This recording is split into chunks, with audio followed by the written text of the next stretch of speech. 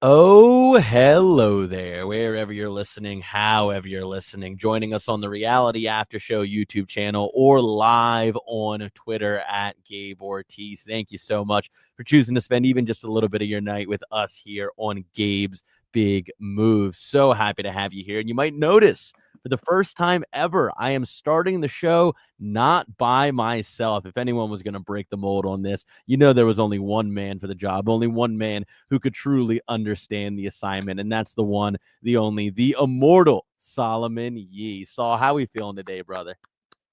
I'm so pumped to break the mold. It's an honor.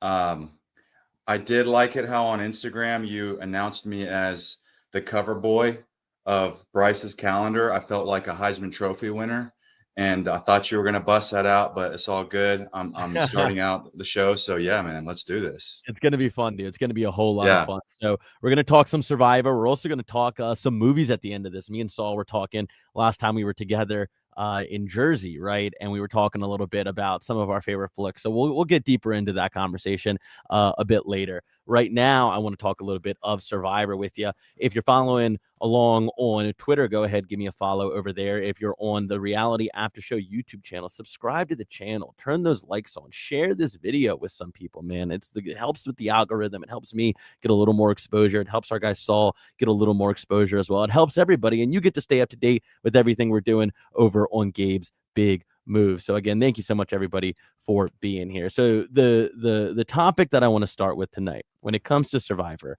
is you got Hold something? on. Yes. So I promised on IG Okay. that whoever says a beautiful comment that I love the most, I'm gonna send him one of these. Wow, signed. Okay. Well, this is Bryce. Bryce signed this for me. Thank you, Okay. Bryce. And right now, Daryl Seymour is in the lead. Wow. Okay. So if you leave a comment either on the live stream chat or if you leave one on the actual YouTube video that's going to be archived on the channel, we're going to do a random drawing of people who leave nice comments about Saul by the end of the show. So let's Yeah. say tomorrow. Let's say tomorrow we'll make an announcement for who wins the calendar. How about that?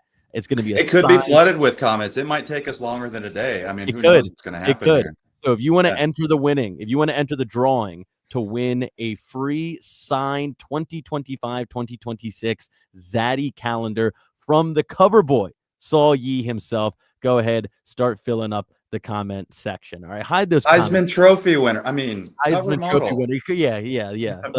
The face of the Zaddy calendar, almost as good as the Heisman winner. All right, so getting into our Survivor topic for tonight. This is something we were talking about just a little bit last time we were chatting, and it has to do with how much you're willing to sacrifice to go play Survivor, right? And something that they say all throughout casting. I'm sure if you're a real diehard of the show of Survivor, then you probably heard this in some of the other podcasts that Jeff will do, or on any of the Instagram clips they'll post, or Jesse Tannenbaum talking about casting. But if you're somebody who's actually been through casting, you hear this line all the time. And it's, we want people who want to play Survivor as badly as we want them, right? You got to want Survivor as bad as the casting department wants you. So like Saul, when you were going through casting, is that something you heard a whole lot? Absolutely. And I think it even starts before that. You ain't going to get a callback if that doesn't come out in your audition tape Sure. that this motherfucker wants to be here so bad. And if it's not in the tape, then you ain't getting a callback. So yeah, absolutely. It was said every single time, and Jeff's going to say it until, the season's done. Yeah. And I mean, the worst nightmare if you're a casting producer is you get somebody, you fall in love with them, and you push them all the way through casting. And then you get to the end and it's like, actually, I don't know if I can get off work to go do this. Or wait, hold on. I have to like leave my wife, or I have to leave my husband for 5 weeks to go, like, oh, I didn't realize how real this was. I can't do that. And then you pull out at the last second. It's their worst nightmare. So that's where that sentiment comes from. So me and Saul were talking a little bit of like what's the extreme of that, right? Like what's the most you could sacrifice to go out to play Survivor? And where we landed was, would you be willing to miss the birth of your child to go play Survivor? And this is something that thankfully I have not had to confront. But Saul is somebody who you've announced online, right? So this is okay to share. Yeah, Has for sure. first baby on the way, which is super exciting. A big congratulations to you and the Thank you, brother.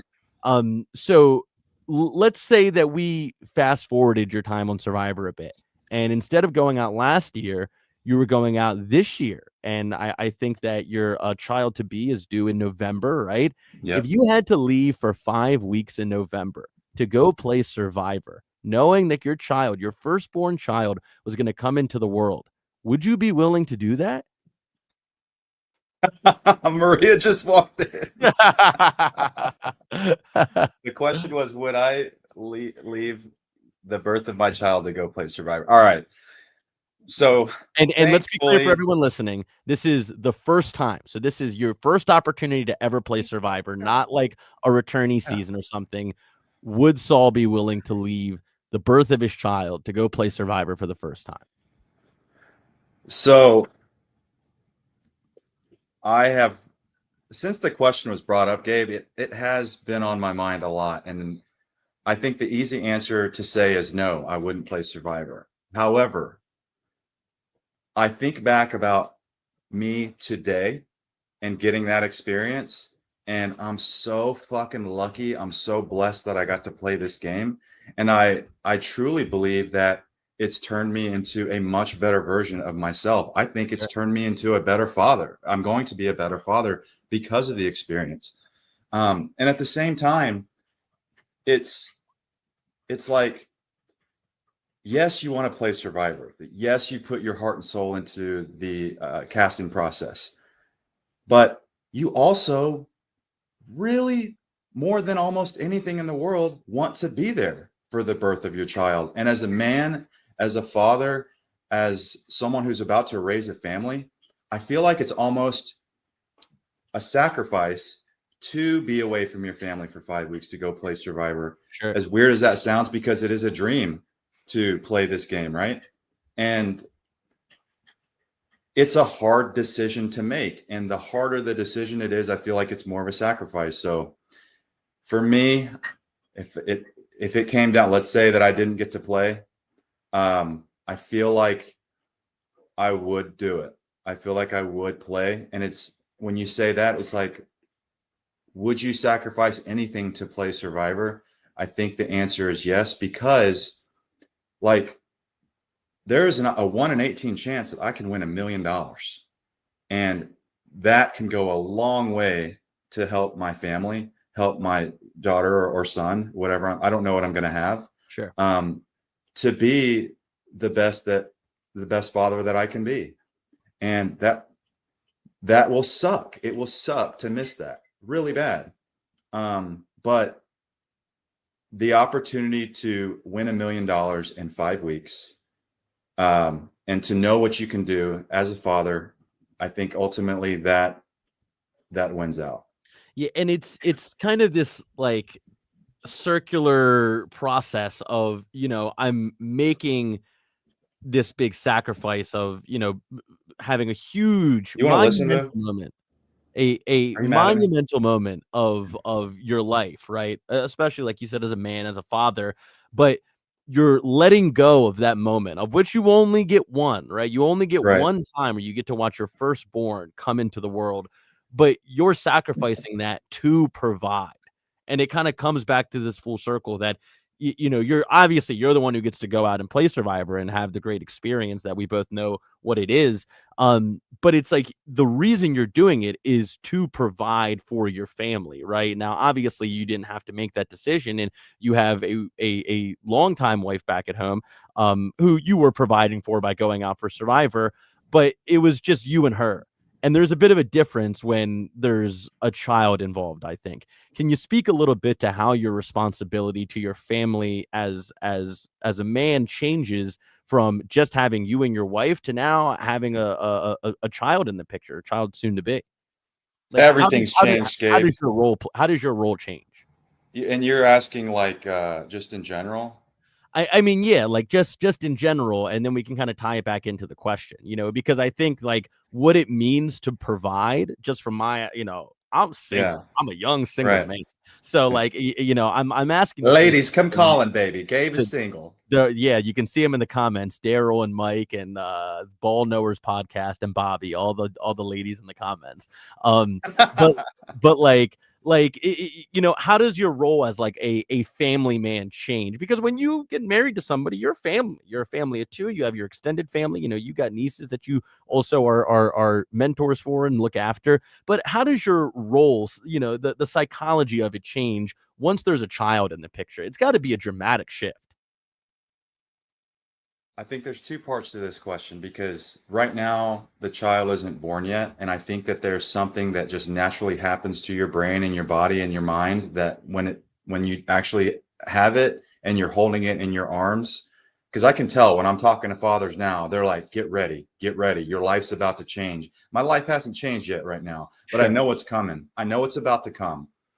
I don't know what that's like. And I'm sure that my feelings and my answers will be completely different. So I know something's going to happen to my brain. I Yeah. mean, so it's hard for me to truly answer that question. In this moment right now, I'm thinking about it constantly. I'm 43 or I'm 44. I'm having a child pretty late than most. So now that it's around the corner, like we said, the due date is November 29th. I've kind of turned it on in terms of my health. Like I was already someone who did work out a lot, but now I'm a lot more focused on it. I'm a lot more focused on my sleep. I'm a lot more focused on trying to be just the best version of myself so I can be here as long as possible. To be, so I can be a father as long as possible to my kid. That has changed and it's been great. I love it. So I am excited for that next chapter to see how I change. Yeah. And do you think the way that, so let's go into a hypothetical where let's say, you knew you had a kid on the way, you knew that you were going to be in Fiji while that kid was being born. Do you think you would have played the game any differently with those added stakes? Like, is there any different approach you would have had? And I mean this both in like a gameplay, I want to win the money sense, and also I'm going to be on TV in front of millions of people sense. Like, do you think you would have changed the way you portrayed yourself, and do you think you would have changed your gameplay? You can attack both of those questions individually if you want. Well, I think, let's see, was Kyle the only person on our season that had kids? Sue. Kyle and Sue, and both of them brought up their children many times. Yeah.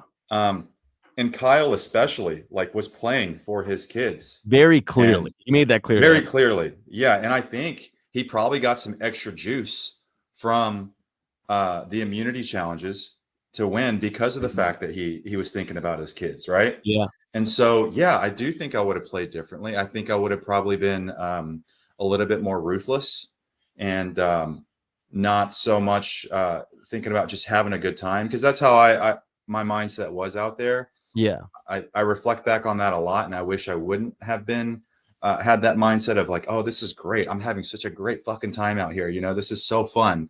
And instead of having more of that, go win this game, dude. I wish I would have had more of that. And had I had kids, I do think that I would have been much more in that mindset.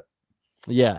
And I think that, I was kind of fell into the same mindset, which is not something I planned to do when I went out there, of just like, this is amazing. I'm just so happy to be here. And once I made the jury, I was like, whatever happens, happens. Like, obviously I'm going to do everything in my power to go win this thing. And that's the ultimate goal. But it's like, I'm already so far ahead, I've already come so far ahead by being here and then making it as far as I've made it. And this is all just great, good game, everybody.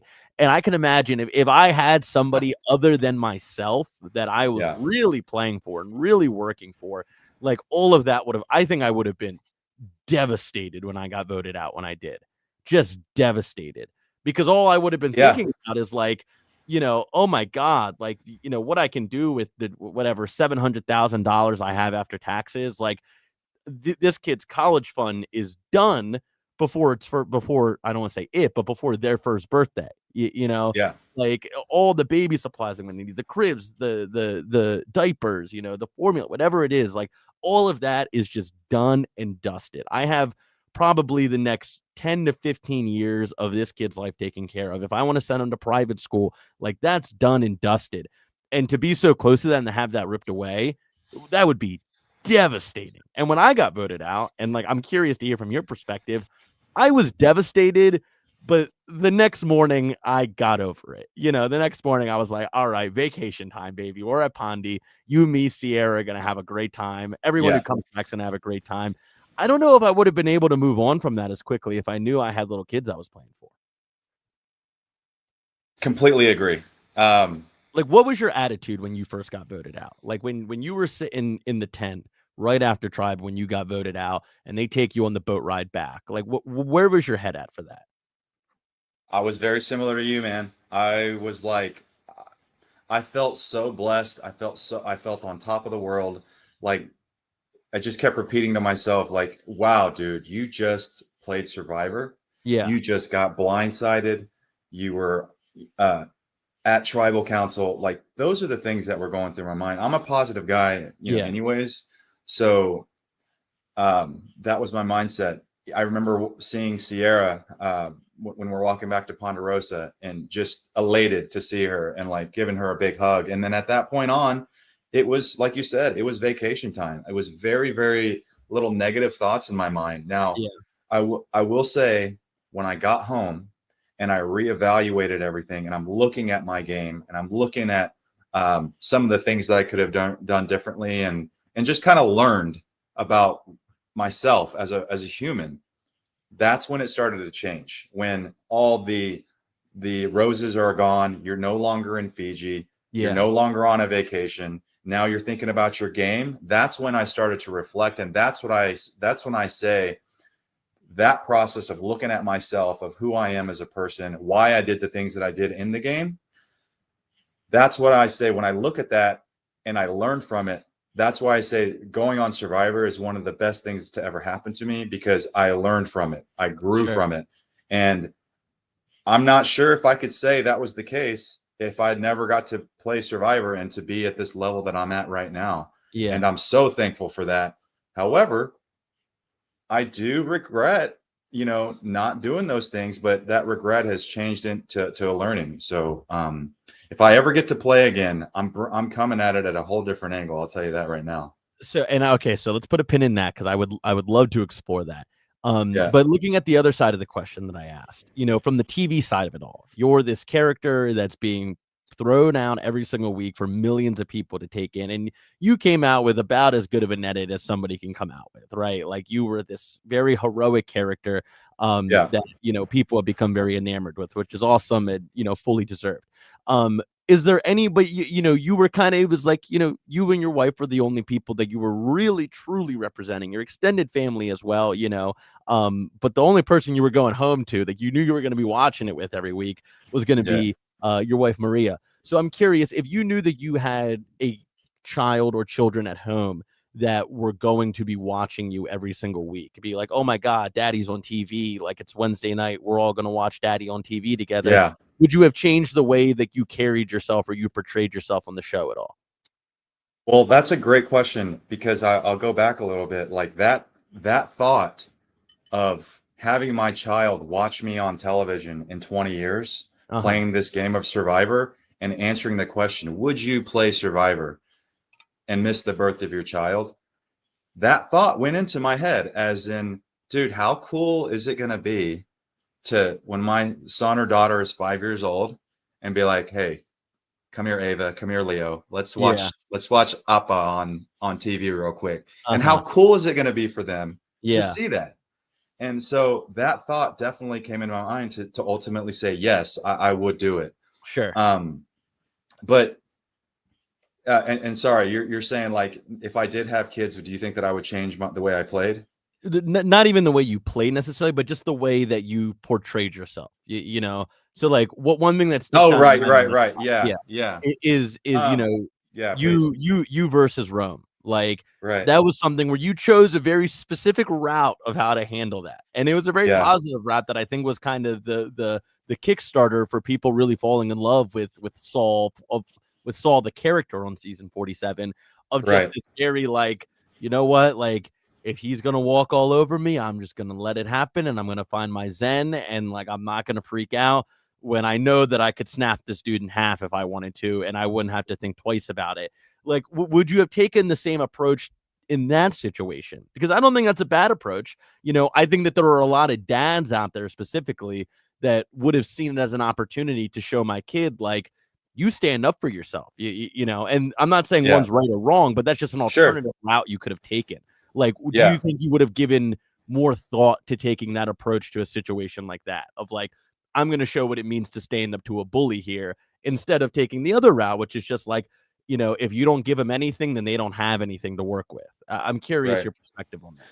I think that particular situation, I would have handled it the same. And I think I handled it as well as I could have, or most Sure. people could have, because nobody gets it. Nobody gets it. Teeny gets it. Genevieve I gets get it. Genevieve don't get it. it. Genevieve don't get it. She don't understand. Not this one. She understands way more than me about Survivor. Not this one. Okay. So I handled it as good as I could have. And I think that as I will try to teach the same things to my son or to my daughter, in that when you're put in a situation and someone who you could snap them in half, and they're just like the whole freaking time, you be the bigger person and you let it go through one ear and out the other. Yeah. Because what's the point? Yeah. You have nothing to prove. You be confident in yourself and knowing that, like, I ain't got time to waste my energy on this. And at the end of the day, it took a lot of energy to be in that state, because that's the easy thing to do. The easy thing to do is to go off on the rails. And at the same time, I was put in a position on the Lavo tribe to where if I do lose my shit, then I felt like in the moment, because there were times where like I almost went off, but I had to calm myself down and go, Saul, if you do this right now, your tribe mates are going to look at you differently, and you might be a lot easier to get rid of in this game. And so I think I would keep it the same, Gabe. Really? Wow. Okay. Yeah. Interesting. And I think that, if I was in the position you're soon to be in a couple months, I think I would want to do the same thing. Like, yeah, because it's harder. It's harder to do that. It was so hard. It's easy because everyone does it on Survivor. Everyone starts yelling at each other and goes off on each other. And that's the good drama. I mean, it's drama. It's fun to watch, but it ain't good for your game. No. Right. And it's a kind of situation where like that lesson is kind of one of the privileges that we get of being on Survivor, is that, for better or for worse, everything we did, it's there forever. Like, that's enshrined forever. And I have no doubt there will be a moment when, your son or daughter has to deal with somebody who's picking on them, somebody who's bullying them. Maybe they're the ones who are being the bully, you don't know. And you're going to have this thing to show them and be like, you know what? Sit down for a second. We're going to watch. Yeah. We're going to watch for sure. Because I know you think that you know everything, and I'm just your dad and I don't know anything about it. Let me show you what I had to deal with, and let me show you how I dealt with it. Like, even separate from the topic of discussion tonight, was that something that you've been thinking about since, you guys have been getting deeper into this pregnancy of like, this is something that my kid is going to see one day, no matter what. And have you thought about how you're going to approach that at all? Like, is it going to be this like, hey, dad was on this thing, and, maybe kids at school might talk about it? Like, have you thought about how you're going to introduce this part of your life to your soon to be child? Honestly, no, I haven't. I haven't thought about that one bit.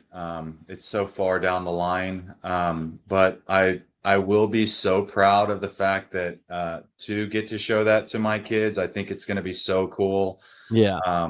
You talk to kids now, or I have some friends now who like are famous for other reasons, and they have kids now, and they're watching their dad do their thing. And it's so cool, and they're so proud to show that off to their kids.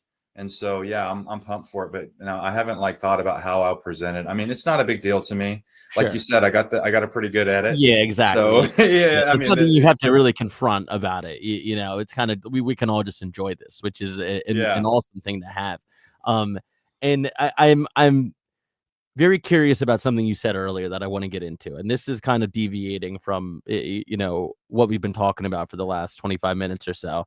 But it's if you went back out there, you said, which I think there's a non-zero chance of that you would approach it totally differently. What exactly do you mean by that?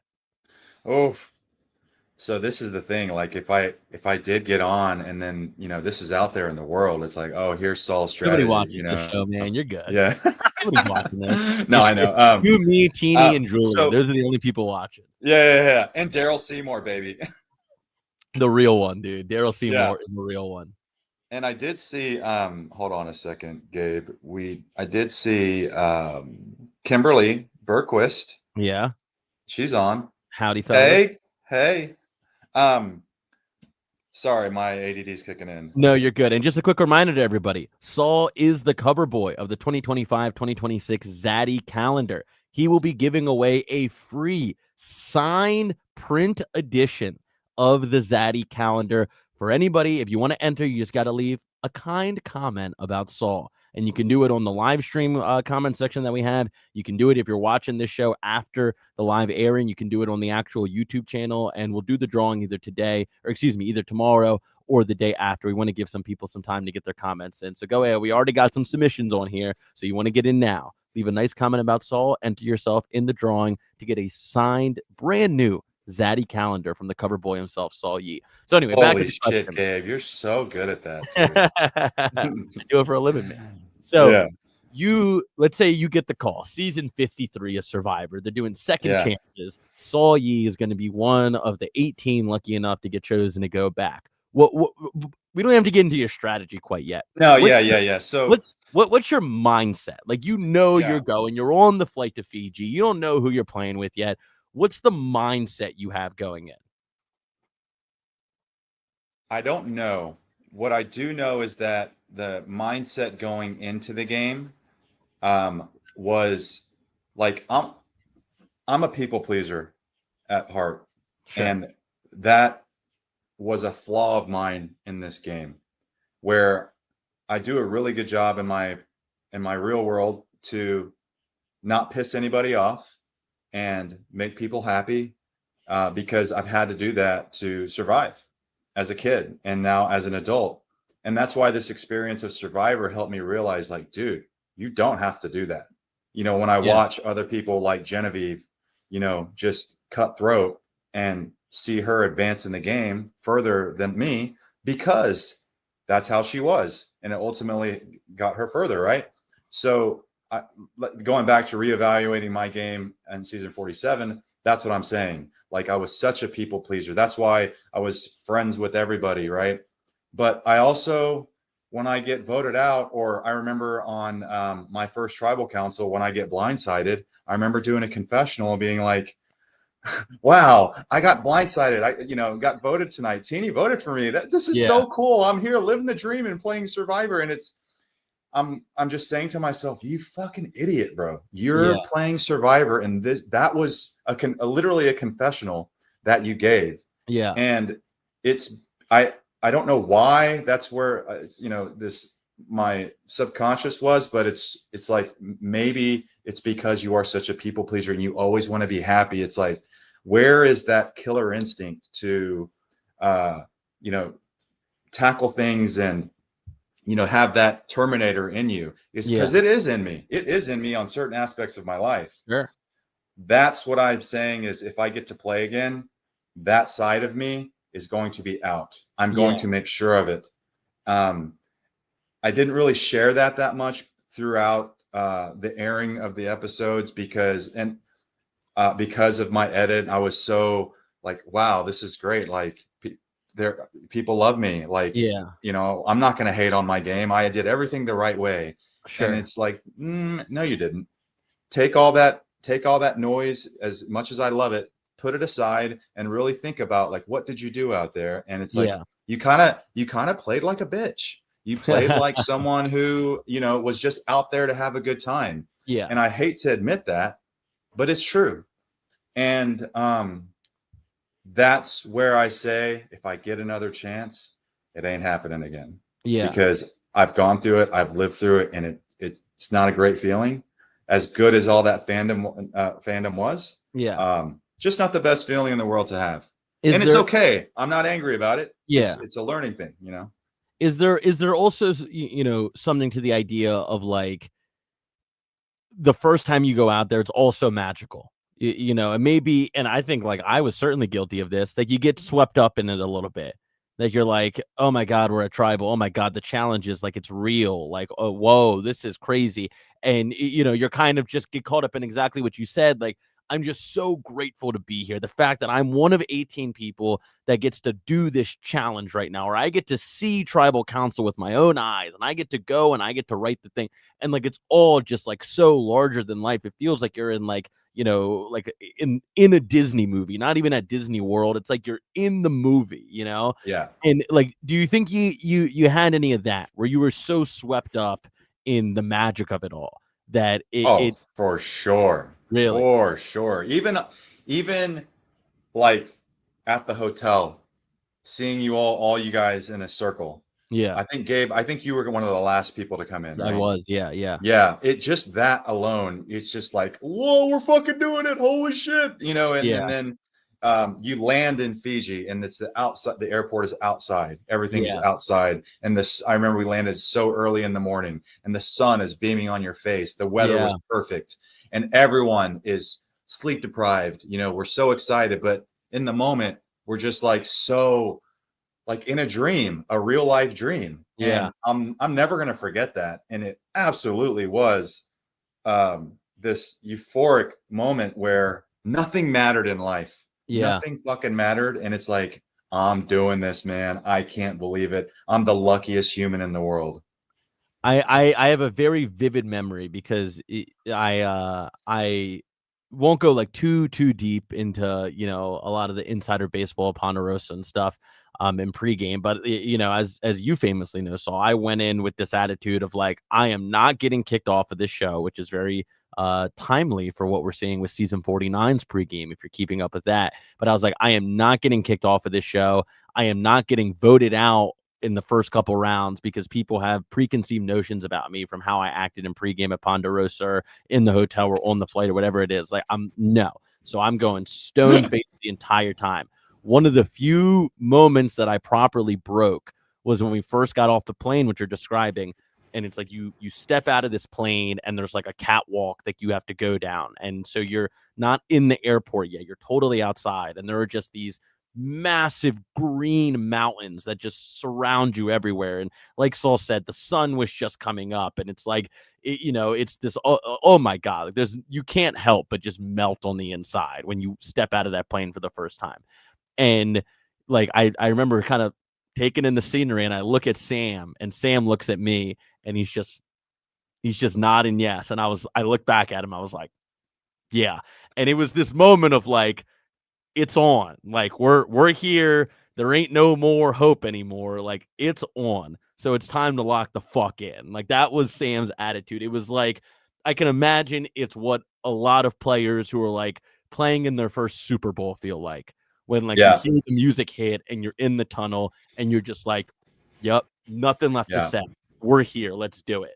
And so Right. yes, that moment kind of sets the tone of like the magic of it all, Yeah. that moment of stepping out. Because even if you were just on vacation, forget going out there to play Survivor. If you just went to Fiji on vacation and you stepped out that plane and you saw the scenery that we saw, it would still be like, oh my God, I can't even Yeah. believe what I'm looking at. This is paradise.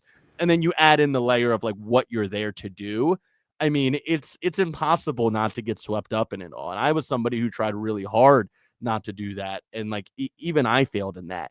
And so I want to ask you this as well: if you were to go back out there again and play, how would your approach to alliances change? What kinds of people would you look for? You don't have to name any names or anything, but like what archetypes of people would you look to work with? Because obviously on 47, you worked with Teeny, you know, had a love-hate relationship with Genevieve.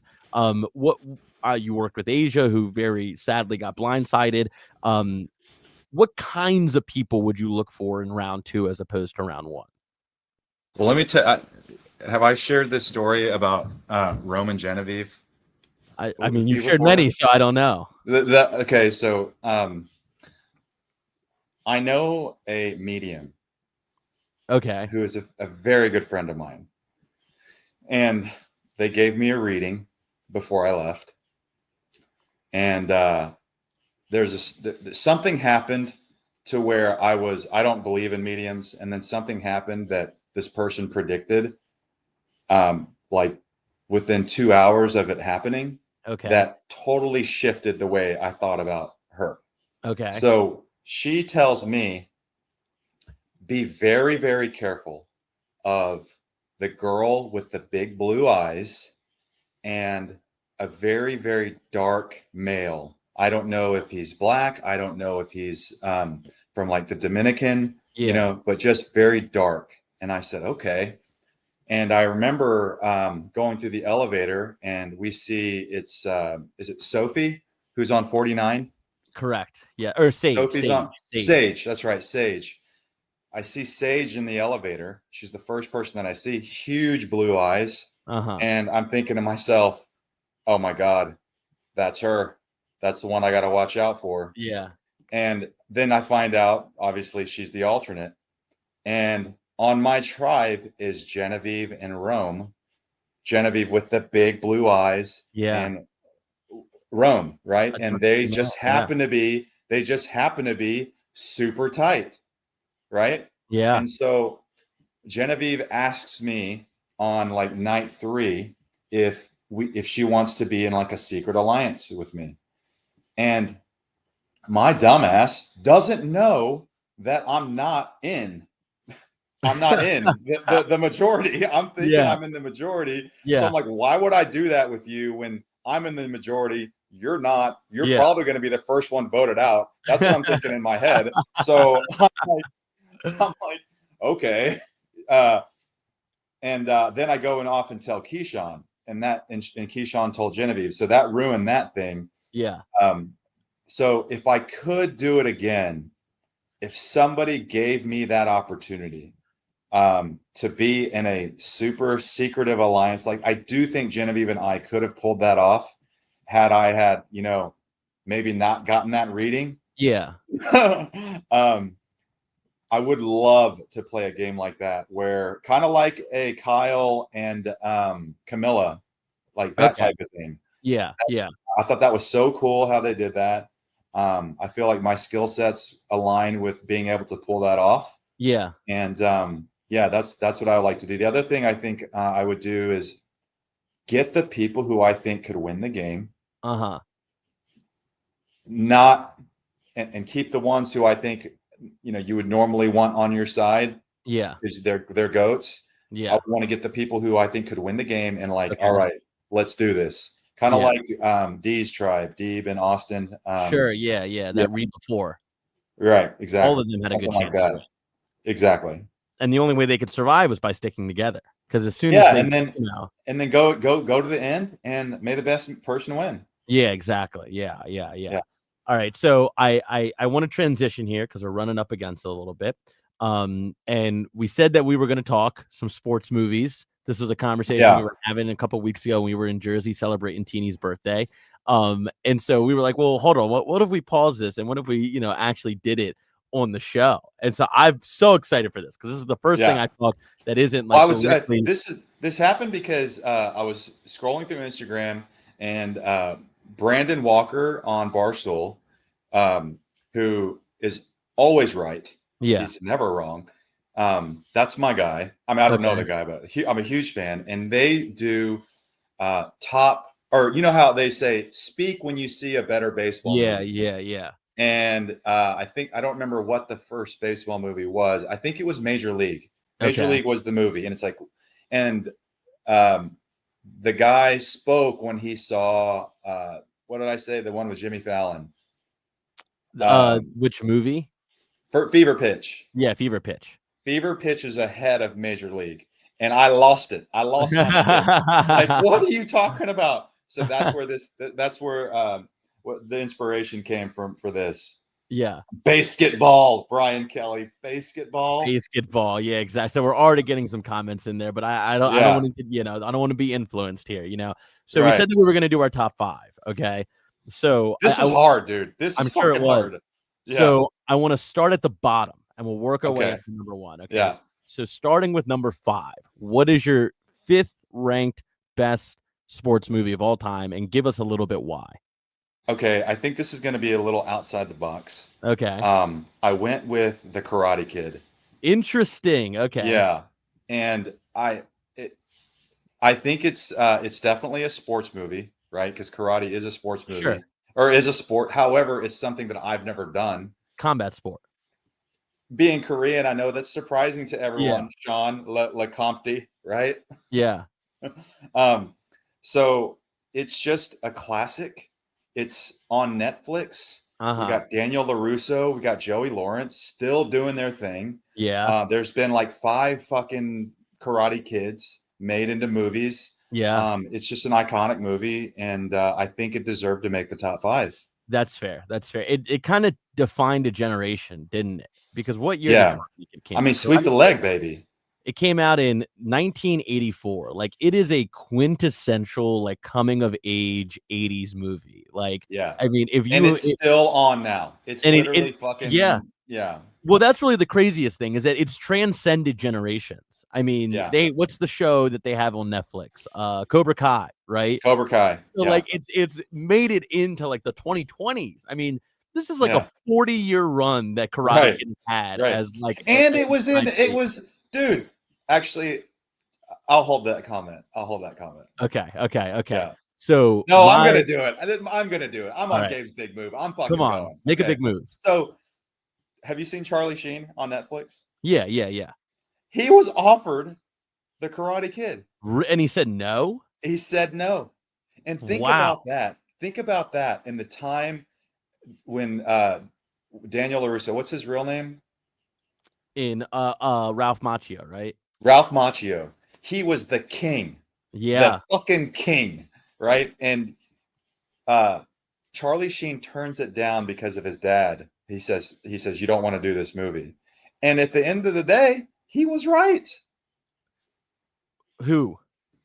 Charlie Sheen's dad was right, because then, Ralph Macchio, he's that's it. Like, what else did he do? The Karate Kid, and that was it. He was the Karate Kid for the rest of his career. Right. Yeah, now, don't get me wrong; both are amazing. Yeah. But it's just like that's just a cool part of the series. Yeah. No, and it's like I said, it is one of the defining. President Martin Sheen. Thank you, BK. President Martin Sheen. There you go. Yeah. All right. So my number 5 here is one that I don't think is a particularly great movie, but I think that it hits all of the notes of a great sports movie. And I think that it's a movie that when you watch it, it's just like, for whatever reason, I cannot look away whenever this movie is on the screen. And that is The Gridiron Gang, starring Dwayne "The Rock" Johnson. I love this movie. Also on Netflix. Are you fucking serious? Dude, this movie rocks. This movie is right now. This movie is what are you talking about, Gabe? So good, bro. It is Dwayne Johnson and his assistant coach is Exhibit, the Pimp My Ride guy, Exhibit, and they are doing a juvenile detention center football program. The movie rocks. The Stallions, dude. Come on, this movie is great, and here's why I like it, because. Give it to me. I need to know. The Rock is a terrible actor. I don't think The Rock has been good in anything. He's got his movie that he's trying to get an Oscar for. I haven't seen, but Exhibit is a fine thespian. Hell yes. This movie, it hits all of the campy beats that a sports movie needs to hit. Now, there are some that do it in great fashion. Like, remember the Titans, Denzel Washington, these great actors, and they do it great. But my favorite sports movies have campiness to them. It's like you don't seriously. You have a big goofy smile on your face the Got it. entire time you're watching it. Like that to me is what makes the great sports movies great. Is that when you're watching it? Now I'm so fucking excited to know what 4th through 1 is. Okay, well After what you just delivered to me. let's pop to you. Okay, so your fourth highest movie. Number 5 for Saul was The Karate Kid. We are now going to number 4 on Saul's all-time list. So I'm going Rudy. Rudy. Okay. Rudy Rudiger. Rudy. Yeah. Rudy. That was my nickname growing up, was fucking Rudy. Why? Because I was 30 pounds heavier than what I was, but I gave it all that I had in every moment. So what did this movie mean to you? What came first, you watching the movie or the name? Like that was given to you? What? They didn't start naming me Rudy and then the movie came out. Well, no, I'm saying, did you see the movie first and then people started calling you Rudy, or did everyone call you Rudy and you were like, I need to watch this movie to know what to say? No. I it's definitely watching the movie Rudy. Dude, I love movies about not giving up and going for it. And that motherfucker tried like 10 times to get into Notre Dame. And I mean, just failure after failure after failure. And in fact, it kind of reminds me of my wife when she applied to PA school for 2 straight years, got 13 rejection letters, and then got that one. And when she opened it and it was like, you're in, that was a cool moment. I'll never forget that moment with her. So yeah, just a good feel good movie. And reminds me of myself. Like, who gives a fuck? Just keep going. Rudy came out in 1993. I mean, that's another sports movie that kind of defined like a decade of sports movies. Like when you look at the 90s, there's a lot of them in the 90s. Rudy always, no pun intended, always seems to kind of sit above the rest. I think of that iconic scene of them lifting Rudy up on the shoulders. Like, I think that is what that film is among its 90s sports movies contemporaries. Like it's a big generation definer. All right. Yeah. My number 4, and that is a good one. My number 4 is one that I think everybody should have in their top 5. And if you don't, it's fine because there's so many options. But this is The Sandlot. I mean, come on. That is just like another, it's so campy, but it's so fun. And it's campy in a good way. Like The Rock and Exhibit in Gridiron Gang is campy in like a cringy way that it's like, who put up money to make this movie, But Sandlot is like, it hits all those campy beats. And I think because it's actually kids, it's a lot easier to just like roll your shoulders back and not take it very seriously. But I love that movie because like I was a neighborhood kid growing up, I was a kid that grew up and I had a whole gang of like neighborhood kids, and I didn't go to school with any of them. The only time we would ever hang out was after school, and we would get together and we would go, it was like, I think it was a high school. It might have been an elementary school, actually. It was an elementary school that was right down the street from my neighborhood, our cul-de-sac. And like we would go play baseball and soccer there. And I didn't see The Sandlot till I was a little bit older, till I was like 11 or 12 years old. And I was like, this is us. Like this is us, Like it's every kid.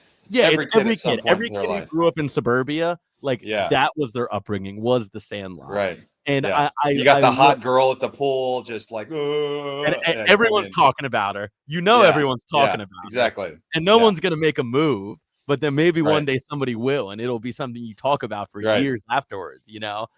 You fake like you're drowning so you can make out with her. Like that was my go-to. And I never saw that bit done before Sandlot. Like, I'm sure it probably was somewhere, some way. I'll teach you how to do it. Thank you. I appreciate it. But I feel like Sandlot really brought that concept of like, get the hot lifeguard to do CPR on you so you guys can make out. Like, it brought that into the zeitgeist. Like, that's a cliche now because of Sandlot. Right. And I always love movies that kind of start cliches that, like go past the reputation of the movie and it's just part of culture. It's part of language. Like, that's one of those things. But Sandlot is great because it's just like, if you grew up in suburbia, that was your upbringing. And I saw a lot of myself in Sandlot, and I love I love the hero's journey of like being the new kid in town and they all play baseball and I don't know how to play baseball, but then like you slowly just learn your way, and then you're part of the Yeah. gang. Like I love that story so much. That's been Yeah. told 1,000 times over, but it's never told as good in Sandlot. So number 4 for me is Sandlot. Going to number 3 on our all-time sports movie list. If you're just joining us, my name's Gabe Ortiz on Gabe's Big Move, talking with Solomon Yee of Survivor 47 and the cover boy of the 2025-26 Zaddy calendar. If you're just joining us, leave a nice compliment about Saul in either the live stream comments, or you can leave it on the actual YouTube video comments after we get off the air, and you will be entered in the drawing to win a signed Zaddy calendar by the cover boy himself, Solomon Yee. So go ahead and fill up that comment section. We already have quite a few participants, so make sure you get in now before it gets too busy. All right, moving to number 3. Go ahead. How would I get their address? I can reach out to him and I'll figure it out. You can. Okay. Yeah. Cool. All right. Cool. So moving to number three. 3, we are ranking our top sports movies. If you're just joining us, make them never forget. Oh, let's go. The night that they played the Titans. Let's go. Remember the Titans. Remember. Did I butcher that, by the way? No, I think that was good. Yeah. You didn't quite sound like Denzel, but I think that was good. Right. Remember the Titans. That was the defensive coordinator. That wasn't. Oh, yeah, correct. Right. The iconic football movie of Denzel Washington integrating a football team. Where does it take place? Remind me. I think it's in Alabama. Nashville, right? It might be Nashville. In Alexandria, Virginia. Okay, in Virginia. Yeah, Virginia. Okay. Yeah. So true story. Yeah, tell me a little bit about this movie. Why does this make your top 3? True story. Has some history to it for sure. And it's just like a beautiful movie, man. Like, yeah, it's the way that the world really, really was back in the day. And there's 2 incredible leaders who break the norm and have the courage to say, you know what, fuck them. I'm going to do what I feel is right, even though everyone is saying it's wrong. Their homes are getting vandalized, their children are getting hurt, but it's just the courage and strength and willpower it takes to go through something like that, and not only go through something like that, but to fucking dominate and win it all. And then you got the characters in the movie. Just it's such a great movie. Such a great movie. It really is. And Sunshine, you got Sunshine, the quarterback. And that's the other thing too, is how I look at it. Like when you watch sports movies, how athletic are the guys playing the sport, right? And I remember Sunshine, that dude looked like a legit Division I quarterback, like when he's throwing the ball. And it's like some movies, they're not like that. And it's you can tell like this dude's not in it. This dude's never thrown a football. And it takes the credibility out of the movie. Yeah. I feel like Remember the Titans did a really good job of getting all those people. Ryan Gosling, cornerback. You know, that fool is sitting the bench because he's a slow white guy, and that's what happens. He gets put on the bench. So this movie probably would have been in my top 5. I wanted to avoid having overlap with you, so this wouldn't have been my number 1. It probably would have been. So you put The Rock in there. Good call. Well, no, Gridiron Gang would have been in there no matter what. That movie, everyone go back and watch that movie. Okay, it came out in 2006. I promise you will enjoy it more than you think you will on a. I haven't seen it. Bro, go watch the movie. That's the next movie you got to watch. Okay, I promise you will like it more than you think. Bro, Exhibits. Okay. What else do you need? Yeah, that's true. I mean, Pimp My Ride was like my top 5 growing up. So you're right. So my number 3 movie, Saul's. So to recap real quick, Saul's number 5 was, remind me, Karate Kid, followed by Rudy, followed by Remember the Titans. So you have a martial arts movie and then 2 football movies making up your 5 through your 3. All right. Going into my number 3. My number 5 was Gridiron Gang, as we just discussed, football movie. My number 4 was Sandlot, baseball movie. My number 3 movie. Now, this is one that I think is going to be outside the box, but I think people are going to be happy to hear it. Cool Runnings, the Jamaican bobsled team Come That is on outside the now. box. Quit Yes, playing that's with a me, great dude. that is a great Cool pick. Runnings Yes. rocks, dude. Yeah. I That's a love Cool great pick. Runnings. It is like, and I like that it was a movie that I think would have been pretty easy to like keep going back to that grave because it was so beloved and it was so good. It's a movie that they kind of just let die.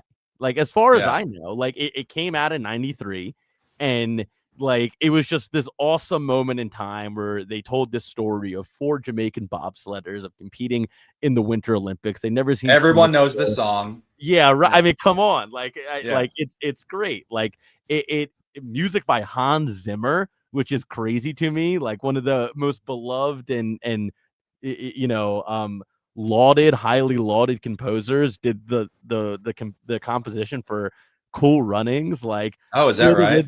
Feel the rhythm, feel the rhyme. Come on, y'all. It's bobsled Bobsled time. time. Come Cool on. Runnings. Cool Runnings, man. Yeah. Like, Great I pick. love Great Cool pick. Runnings. Yeah. It who's the coach? And I can't believe I'm blanking on the actor's name right now. John Candy. John Brian Candy. Kelly hooked us up with that. Sean LeCompte and Brian Kelly hooked us up with John Candy. Rip John Candy. Yes, rest in peace to Yeah. John Candy. But I love this movie. This was a movie. So for people who don't know, I have an older brother who's 9 years older than me. I have a older cousin who grew up with my family who's 11 years older than me. And this was one of the movies that came from like their generation of being like young kids in the 90s that they showed to me. And it gave me such an appreciation for that era of movies and like really kickstarted my obsession with just the 90s as a whole, the whole aesthetic of the 90s, the music, the movies and everything. I just remember being like 7 years old and watching Cool Runnings and thinking this is the greatest thing that humanity has ever created is this movie. So Cool Runnings is my 3. I fucking love Great pick. Great pick. So going into Saul's number 2. Now it's getting into like these aren't just your favorite sports movies. These are some of your favorite movies. So yeah, your number 2, your 5 for anybody who's just joining us was I keep blanking. I'm sorry. Karate Kid. Was Karate Kid, Rudy. Remember the Titans. And now Remember the Titans. Getting into your number 2. I'm going back to the pigskin. Wow. I'm going back to the pigskin. And we're going Al Pacino on that ass. Let's go. Any Given Sunday. So I feel like now I think I know how to do this. Let's see if I know how to do this real quick.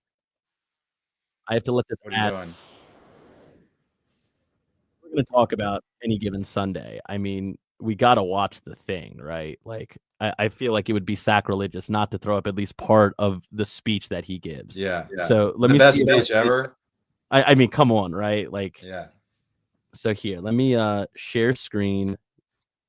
Oh, nice. Okay, I can pick which one I want to do. Okay. Yeah. I don't know what to say, really. You can hear this, Saul? Yeah. 3 minutes. We're watching the full thing. I don't care. To the biggest battle of our profession. Hey, I want to watch it. All comes down to today. Either LT. we heal as a team. He's so good. We're going to crumble. You know, is great, dude. Look at Jim Brown. Inch by inch, play He by looks play. like such a fucking G right there. Yeah. We're in hell right now, gentlemen. Believe me. And LL. we can stay here, get the shit kicked out of us. My fantasy football team is Willie Beeman. We can fight our way back into the light. We can climb out of hell. The man. 1 inch at a time. Now, I can't do it for you. I'm too old. I look around, I see these young faces, and I think, I mean, I made every wrong choice a middle-aged man can make. I pissed away all my money, believe it or not. I chased off anyone who's ever loved me. And lately, I can't even stand the face I see in the mirror. You know, when you get old in life, things get taken from you. I mean, that's part of life. But you only learn that when you start losing stuff. You find out life's this game of inches. So is football. Because in either game, life or football, the margin for error is so small. I mean, 1/2 a step too late or too early, and you don't quite make it. 1/2 second too slow, too fast, you don't quite catch it. The inches we need are everywhere around us. Hell yeah. They're in every break of the game, every minute, every second. On this team, we fight for that inch. On this team, we tear ourselves and everyone else around us to pieces for that inch. We claw with our fingernails for that inch. Because we know when we add up all those inches, that's gonna make the fucking difference between winning and losing. Between living and dying. I'll tell you this, in any fight, it's the guy who's willing to die who's gonna win that inch. And I know if I'm gonna have any life anymore, it's because I'm still willing to fight and die for that inch. Because that's what living is. The 6 inches in front of your face. Now, I can't make you do it. You gotta look at the guy next to you. Look into his eyes. Now, I think you're gonna see a guy who will go that inch with you. You're gonna see a guy who will sacrifice himself for this team because he knows when it comes down to it, you're gonna do the same for him. That's a team, gentlemen.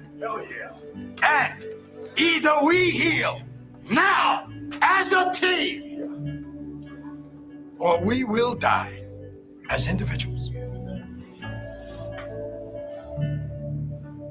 That's football, guys. That's all it is. Now, what are you gonna do? Let's go, baby. Let's go. Yeah, I just love that scene so much. So I had to play that because that's the best sports speech in any I'm glad you movie did. ever. It's been a minute since I've seen it. Yeah. I mean, come on, the difference between living and dying.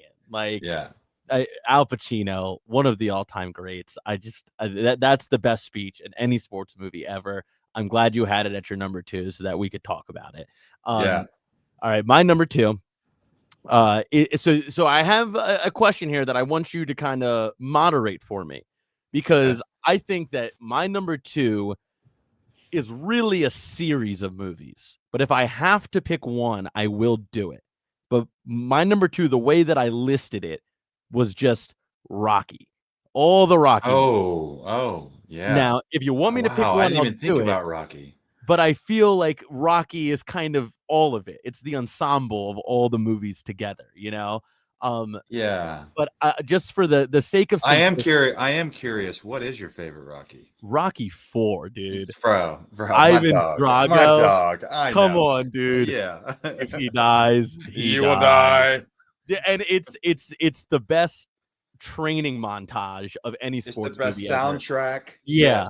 Yes. Like if Any Given Sunday is the best speech in any sports movie, the best training montage is Rocky 4. When he's in the wilderness and they're playing Hearts on Fire.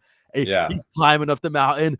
Drago. Yeah. Like Rocky was kind of, you know, as I got a bit older, was something that my older brother showed me, and it was like I just would watch Rocky 4 and Rocky 3 on repeat. And Rocky 3 deserves a good shout too, because that's an outstanding movie. With Mr. T as Clubber Lang. Say, Mr. Lang, any prediction for the fight tonight? Prediction? Pain. That's all time, dude. That's so good. Like, but I just think that you know, culturally, it is Americana. Like, what America thought it was in the 80s is the Rocky movies. Like, it is, we are these badass underdogs, and if you're a Russian and you come to town, we're gonna beat the hell out of you, and we're gonna take so many licks, but we're gonna hit back twice as hard. It is the classic, it don't matter how hard you can hit. It's about how hard you can get hit and still get back up. I mean, I love the Rocky movies so very much, and Rocky IV especially, with Dolph Lundgren as Ivan Drago, and you get the devastating death of Apollo Creed as portrayed by Carl Weathers. Like, everything about In that the beginning of the movie. in the beginning of the movie. Yeah. The beginning of Apollo, that ain't us no more. I know Yeah. you think that, but that ain't us no more, Apollo. We can't move like that. We can't do that no more. Yeah. And Carl Weathers just doesn't want to hear it. And he gets in that ring, and Rocky knows what's going to happen. He doesn't throw in the damn towel. And it's devastating. But it gives us, through Apollo Creed's death, we get the greatest training montage ever, which is Yeah. And even that fight, like there's just some moments in that fight where I'm like getting fired up just thinking about it. Like when he cuts Ivan Drago. Yeah. Like, you know, and the guy's like, you see, he's not a machine. He's a man. He's a man. Yeah. And then the whole crowd starts cheering for Rocky in Russia. Yeah. I fight for me. I feel a little bit of shame right now that I didn't even have Rocky on my honorable mention right now. mean, It's like, it's yeah. so good. It's so damn good. Like, I love the Rocky. And the first Rocky movie is like, it's iconic. You know, it started everything. But for me too, it's the best one. It peaked right there, you know. And like the whole story of like Stallone writing the script and being broke and on his ass, and then you know, he demands that he stars in the movie or he won't sell the script, and then he becomes Sylvester Stallone, he becomes Sly. But that movie is just like just peak. Just, I can watch, it's one of those movies, if I'm walking by the TV and it's on, I'm sitting down until it's over. Like, I'm not touching the remote. So Rocky IV is my number 2 all-time sports movie. Great pick. The number 1 all-time sports movie for Solomon Yee. Saul, give it to us. So this is a movie that hits home for me. I grew up in Oklahoma with no cable. Had the basic channels: NBC, CBS, ABC. Okay. We had antennas that we had to maneuver to get a clear picture. Yeah. However, we did have a VCR, and the one VHS that we owned was Major League. Wow. Yeah, and it's It was one the of only the one in your house that you owned. Only sports movie that I owned. The other one was The Predator. Yeah. And I don't remember what other ones. Those two I remember, but Major League was the movie that I could quote from beginning to end. It's got my boy Chuck Sheen, Charlie Sheen as Ricky Vaughn. Hell yeah. I mean, it's just a classic. 1989. You trying to tell me Jesus Christ can't hit a curveball? Also, Wesley Snipes in that movie too, right? Dude, I mean, just he's got so much speed, but he's trying to hit bombs all the time. He gets kicked out of the camp, runs his 40-yard dash in his pajamas, smokes 2 white dudes, and he's on the team. I mean, get him on the field. Yeah, man. Major League for me is like, you got Joe Boo.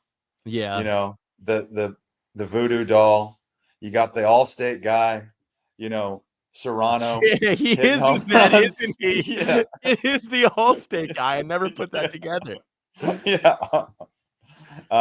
Dude, great just shout here from Connor. Major League 2 filmed in Camden Yards, which is pretty cool. The sequel to the movie you're talking about. Talk about just Major League and then Major League 2. Like, yeah. So, like, I feel like everybody as a kid has that one movie that they watched. And that was mine. Like, it didn't matter. Like, it was just like brain rot. That it was just like, I'm a kid and this is on TV and I'm familiar with it. That for you was Major League. It was Major League. Wow. So this is a very special movie to you. This is your nostalgic. It is. And that's why that thing with Brandon Walker, it was like they're comparing Major League as the best baseball movie. Like, which one is better than Major League? Yeah. And that's why I was so into it, because Major League for me is like, and they don't make them like that anymore, man. They just don't. It's like, they don't. I agree. Yeah. I mean, it's just a fucking classic. It is a classic, and it's very worthy of having that number 1 spot. My number 1 sports movie of all time One I will hear no debate on whatsoever. This is the best sports movie of all time. And it stars Samuel L. Jackson Oh taking my the God. Richmond Oilers all the way to the state championship where they brutally lose in the playoffs. Coach Carter, baby. Coach Carter. That movie is the quintessential sports movie. Oh It is coming of God. age. It is campy in the best way possible. You have Sam Jackson putting on the performance of a lifetime. It has everything that I need in a sports movie, like absolutely everything. It's got a cast that is just so fun to watch. I mean, you have obviously Sam Jackson as Coach Ken Carter. You have Octavia Spencer as Mrs. Battle, the lady who was, I mean, she's in a ton of stuff Rick now. Gonzalez. Rick Rick Gonzalez was Gonzalez as also Timo in. Cruz.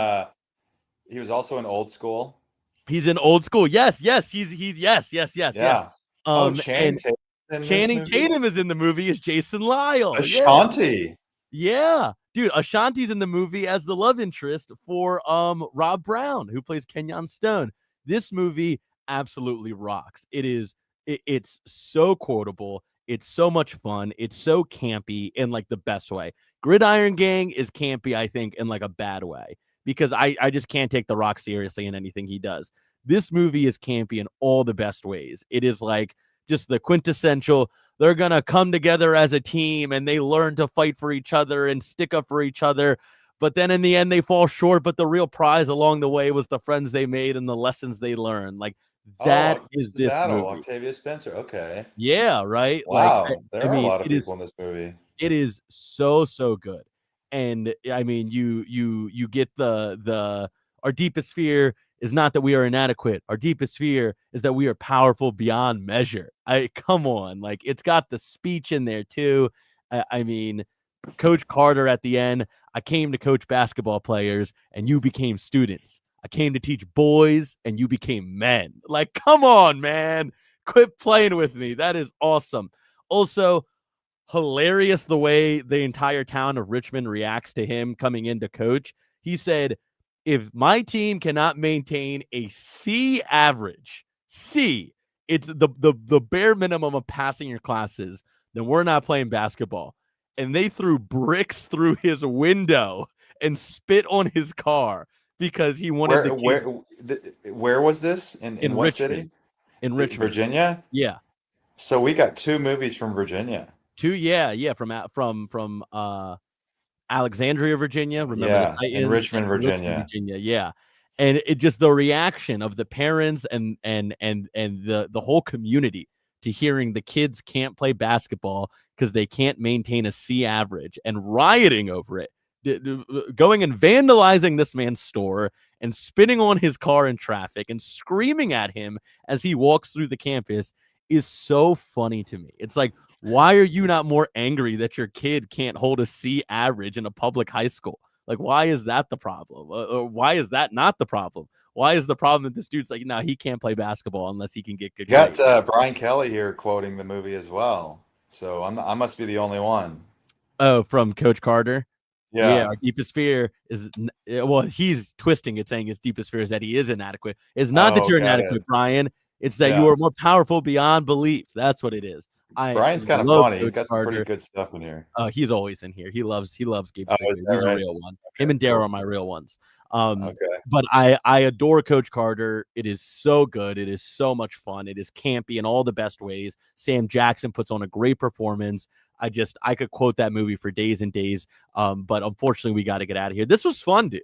Did you have fun? It was fun. Yeah, I had a blast. This was a lot of fun, right? Yeah. It's for me, Gabe. It's one thing that I know that I realized about you at Ponderosa is your old soul, and I fucking love you, brother.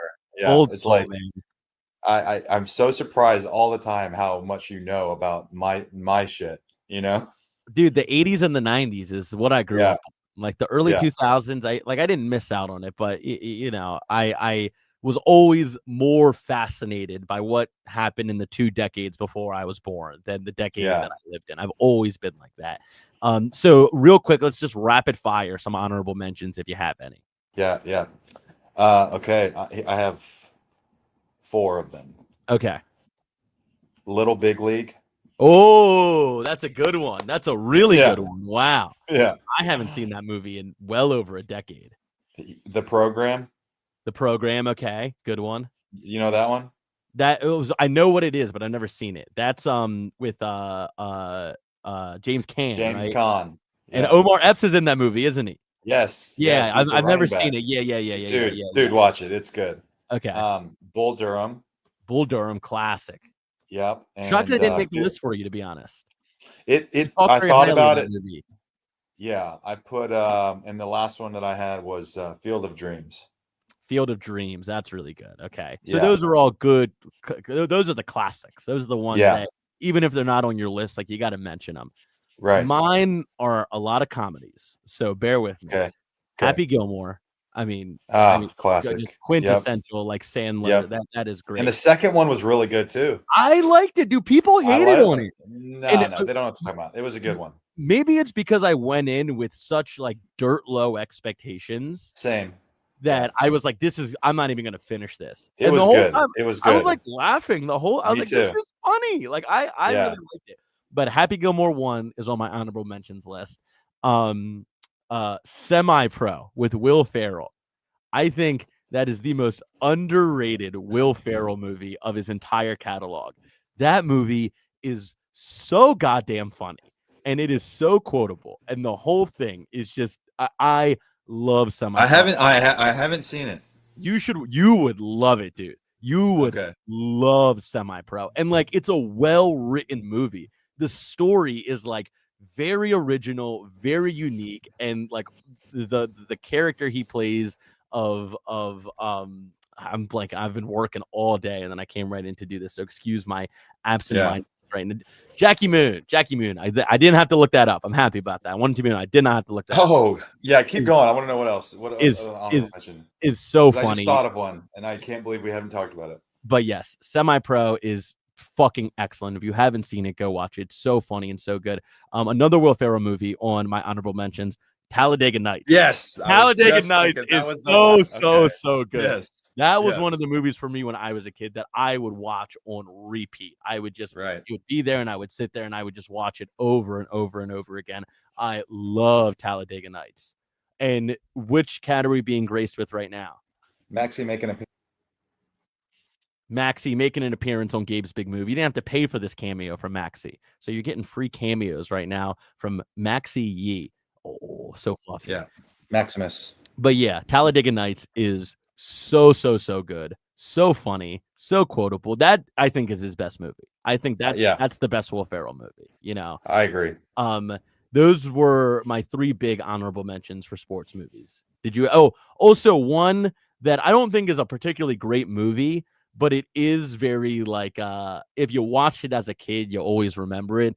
Goal, The Dream Begins. Have you ever seen that? It's like a soccer movie, and it's just like this coming of age soccer movie, and it's came out in like 2005, I think, but it's a good one. It's just like kind of a cameo fest with a bunch of different big soccer players, and this kid comes from like the slums of Brazil, and he works his way up the ladder, and it's a good one. It has a special place in my heart. We watched it on retreat when I was in high school, so I have fond memories of it for that reason. But I got some movies to watch. Yeah, you do. Yeah, everybody has movies to watch, it sounds like. Yeah. So I just want to thank everybody so much for tuning in. We had thank you, everybody. Well over 100 people watching, which is awesome. And triple digits, trips. I mean, how often do you see that? So thank you so much, everybody who tuned in. And remember, if you're watching live, leave a comment in the comment section. Put yourself in the drawing for the signed cover boy. Oh, it's not a drawing, Gabe. It's a selection. Saul is going to pick his favorite comment. Okay, so I'm gonna go. I'm gonna compile all the best comments. I'm gonna send them to Saul. He's gonna pick his favorite one. So leave your compliments in the comment section, whether it's the live stream comment section or if it's the comment section on the archived YouTube video. If you're not joining us live, I'm gonna give it a couple days so people can catch up if they weren't able to watch it live. It's gonna be great. And whoever Saul picks, it's not a drawing. Correction, it's not a drawing. It's not a lottery. It's a selection. You are submitting whatever you think the kindest thing you can say about Saul is. And there's been some very, very kind things already said from people like Brian Kelly. We've had many other things out there that have been very, very nice said about Saul. So if you want to win that signed Zaddy calendar, of which Saul is the cover boy, put in a compliment. All right. Put yourself, Gabe, brother, thank you for having me. That was a This has been fucking fun. blast, man. This has been so much fun. I had a great cannot time. wait. We should do more stuff like this. We should get some of the let's more. do it. We should get some more people from 47 on. We'll rank some other stuff. This was just a fun. Hell yeah. Thank you so much, everybody, for tuning in. This has been so much fun. My name's Gabe Ortiz. That's Solomon Yee. Follow him on all socials at Blame the Solo Money to stay up to date with all the cool stuff he's doing. Follow me at Gabe Ortiz to stay up to date with all the cool stuff I'm doing. And like and subscribe on the Reality After Show YouTube channel. We'll see you next week, everyone.